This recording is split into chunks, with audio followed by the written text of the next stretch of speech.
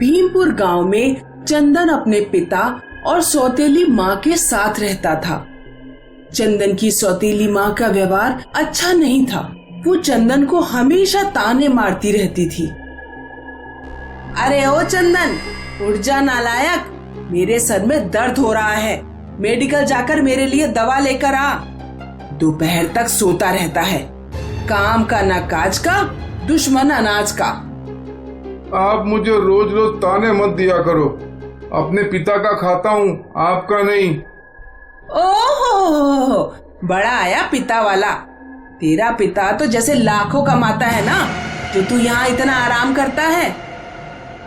इस तरह चंदन और उसकी सौतेली माँ में रोजाना किसी न किसी बात पर झगड़ा होता रहता था। चंदन अपने गांव की एक लड़की विनीता से प्रेम करता था। वो अक्सर आम के बाग में विनीता से मिला करता था। मेरी सौतेली माँ ने तो मेरा जीना मुश्किल कर दिया है। तुम कोई काम ढूंढ लो, मैं भी सिलाई कढ़ाई का काम कर लूंगी। जब हम दोनों आत्मनिर्भर हो जाएंगे तो कहीं भी जाकर रह सकते हैं। विनीता के कहने पर चंदन एक ज्वेलरी शॉप में काम करने लगता है। कुछ समय बाद चंदन और विनीता अपना अपना घर छोड़ देते हैं और शादी करके पड़ोस के अंधेरपुर गांव में एक पुराना मकान लेकर रहने लगते हैं। एक दिन विनीता चंदन से कहती है, आज पड़ोस वाली पिंकी हमारे घर आई थी। वो बता रही थी कि हर अमावस्या की रात को एक चुड़ैल गांव में आती है और नवविवाहित लड़कियों का मंगलसूत्र छीन लेती है। तुम भी किस किस की बातों में आ जाती हो, कोई चुड़ैल उड़ैल नहीं आती यहाँ। लेकिन जब अमावस्या की रात आती है, पूरा गांव उससे सहमकर अपने खिड़की, दरवाजे और लाइट बंद कर लेता है। तब ठीक रात में 12 बजे चुड़ैल आती है। अरे अंधेरपुर वासियों, कहाँ छुप कर बैठ गए? बड़े दिन से मैंने किसी नवविवाहित लड़की का खून नहीं पिया है। अब जल्दी से सब नवविवाहित लड़कियां आकर मुझे अपना मंगलसूत्र दे जाओ, वरना तुम्हारा गरम गरम खून पी जाऊंगी। अरे ये चुड़ैल तो सच में यहाँ आती है। अब हम दोनों क्या करेंगे? हमारी तो अभी नई नई शादी हुई है। उधर गांव की सभी नवविवाहित लड़कियां अपना अपना मंगलसूत्र चुड़ैल के हाथ में देकर अपने अपने घर लौट जाती हैं।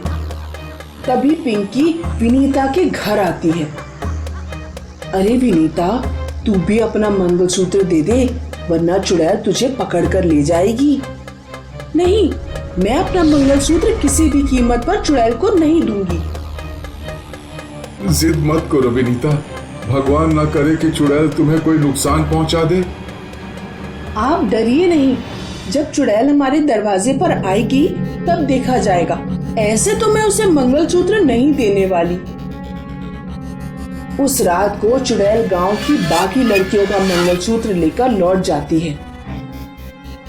अरे अंधेरपुर वासियों, मैंने अपनी जादुई शक्तियों से पता किया है। पिछली बार एक नवविवाहित लड़की ने मुझे अपना मंगलसूत्र नहीं दिया था। वो लड़की जो भी है, जल्दी मेरे सामने आए और अपना मंगलसूत्र दे दे, वरना मैं घर घर जाकर उसकी तलाश करूंगी और उसे कच्चा चबा जाऊंगी। लेकिन विनीता फिर भी चुड़ैल को अपना मंगलसूत्र देने नहीं जाती।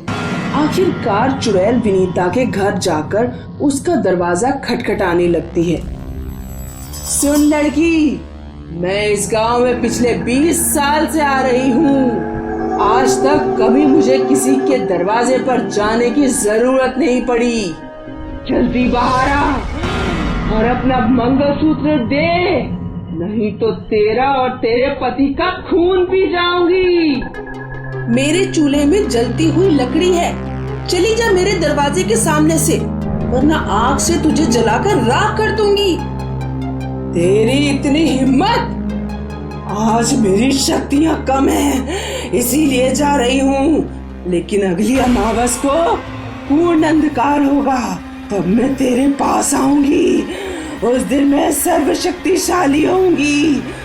तब देखती हूँ कि तू खुद को और अपने पति को कैसे बचाती है। और सुनो गांव वालों, इसके चक्कर में तुम सब भी मरोगे। ऐसा कहकर चुड़ैल वहां से चली जाती है। अगले दिन पिंकी विनीता के घर आकर कहती है, तुम इतनी जिद क्यों कर रही हो? इस गांव में हम सभी औरतें बिना मंगलसूत्र के ही रहते हैं। तुम्हें अपना मंगलसूत्र देने में क्या परेशानी है? आखिर हम लोग ऐसे कब तक रहते रहेंगे?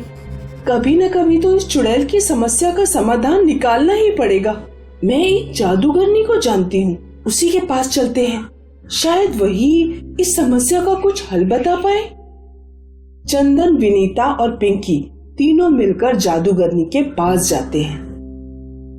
जिस चुड़ैल से तुम लोग परेशान हो, 20 साल पहले ये नताशा नाम की एक खूबसूरत लड़की हुआ करती थी।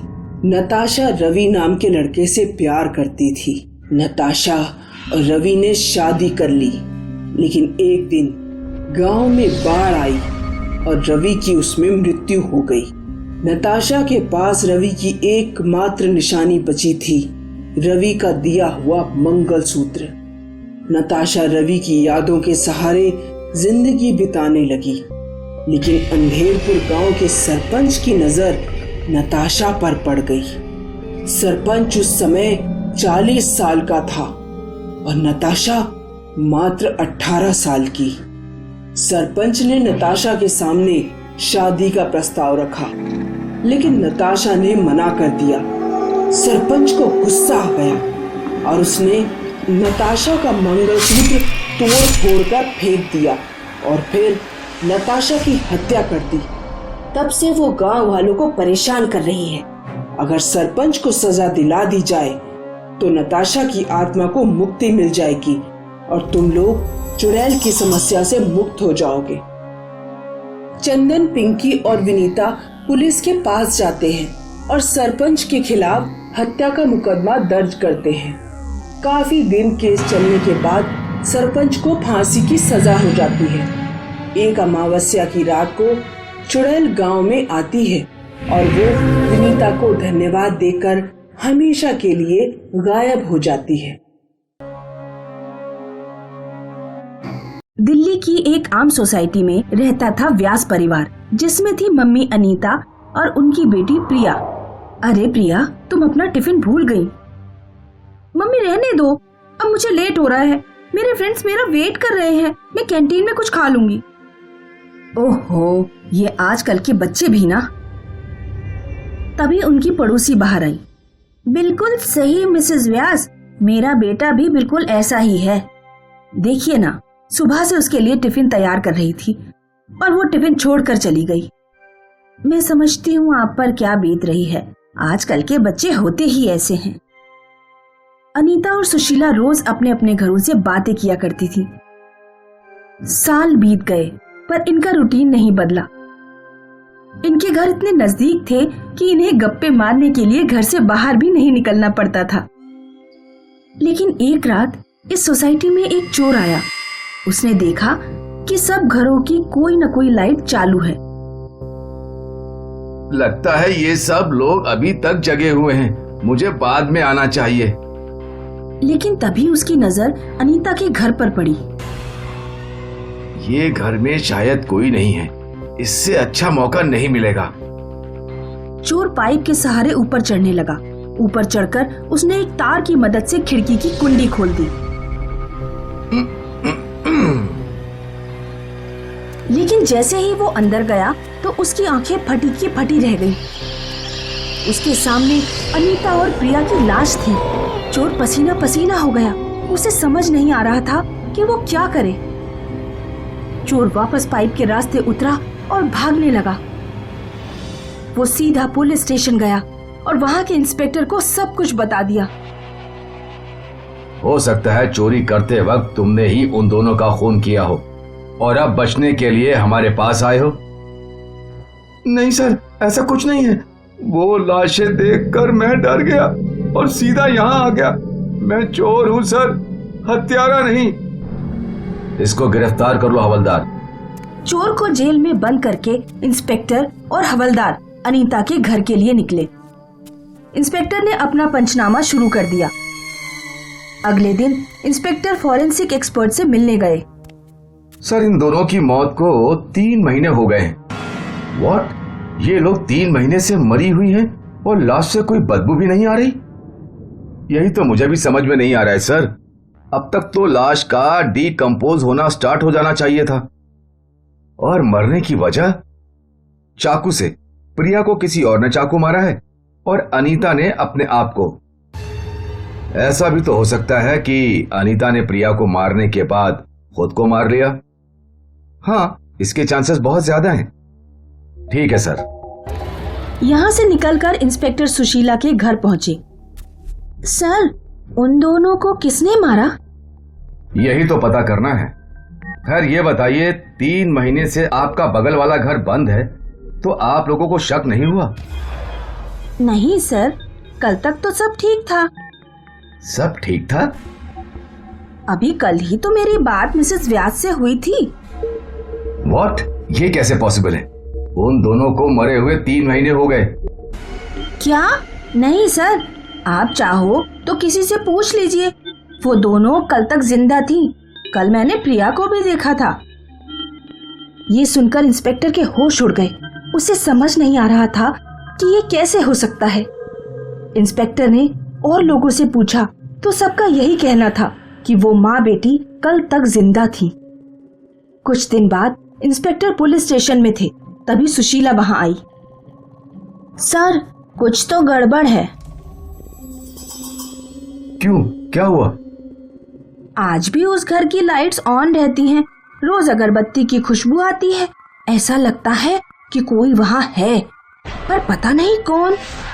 लेकिन हमने तो वो घर सील किया था। सर, आप खुद ही इन्वेस्टिगेट कर लीजिए। ठीक है, आज रात मैं खुद वहां आऊंगा।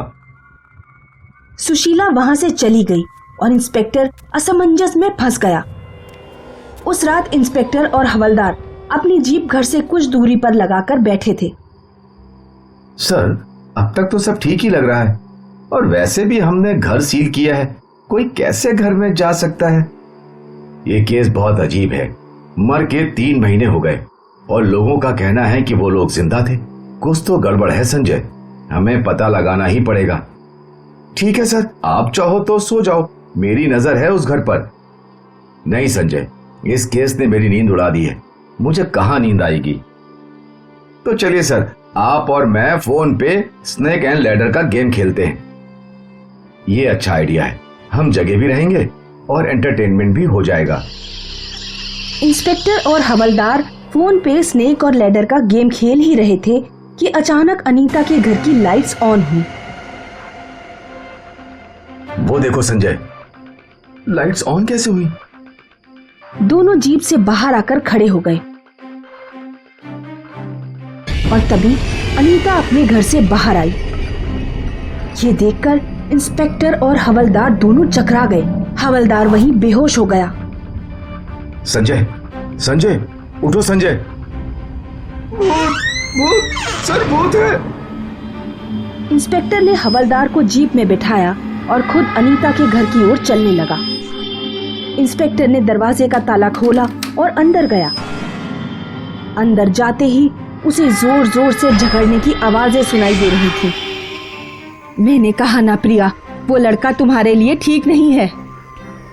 माँ, मैं उसे प्यार करती हूँ और उससे ही शादी करूंगी।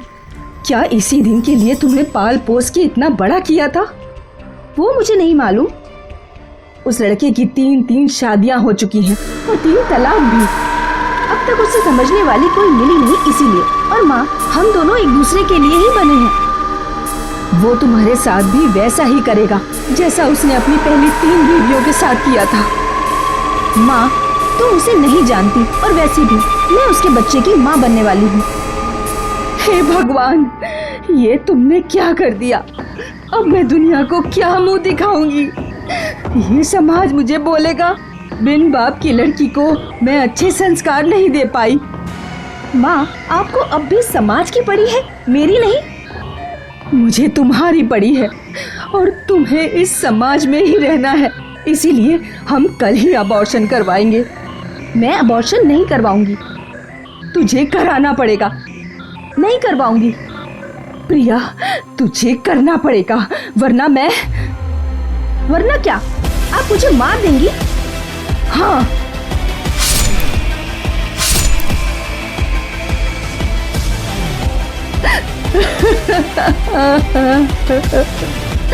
मेरी प्यारी बच्ची।